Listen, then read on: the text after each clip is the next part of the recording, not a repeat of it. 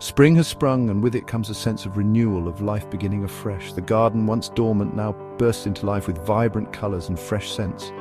Just as the sap rises and buds swell on branches, the promise of new growth is everywhere. So too does our enthusiasm for nurturing the earth and creating a haven of color and fragrance. Each seed planted is a step towards a flourishing garden. Over the next few minutes, we'll explore essential tips to help you create a truly thriving spring garden. From soil preparation to plant selection, we've got you covered. Spring is here. It's time to transform your garden into a vibrant paradise. Let's get started on this beautiful journey together. First things first, we need to give our spring garden the best possible start, and that begins with a good clear-out. Removing old plant material, fallen branches, and any weeds that have taken hold over the winter months is essential. Winter can leave our plots looking a little tired and unloved, with fallen leaves and debris cluttering the ground. This debris can harbor pests and diseases, so it's important to clear it away. Once you've tidied up, it's time to turn our attention to the soil. Healthy soil is the foundation of a thriving garden.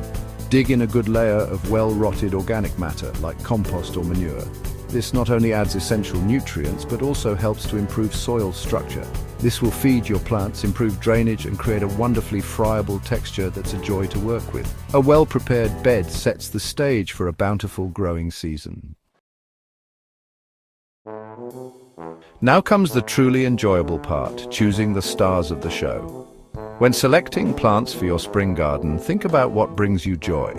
For a truly impactful display, consider planting in drifts or clumps rather than straight lines, allowing the colors and textures to blend and flow.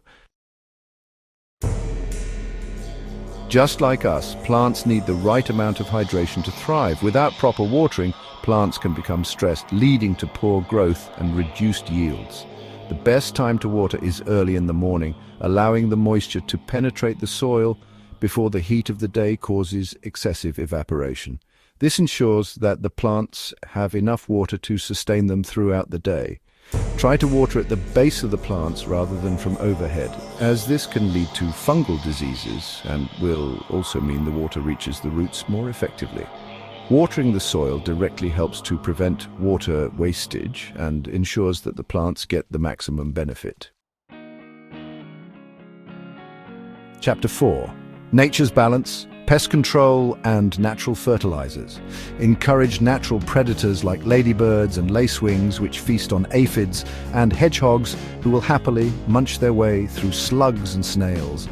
You can also make your own organic pest deterrents, such as a spray made from garlic and chili flakes.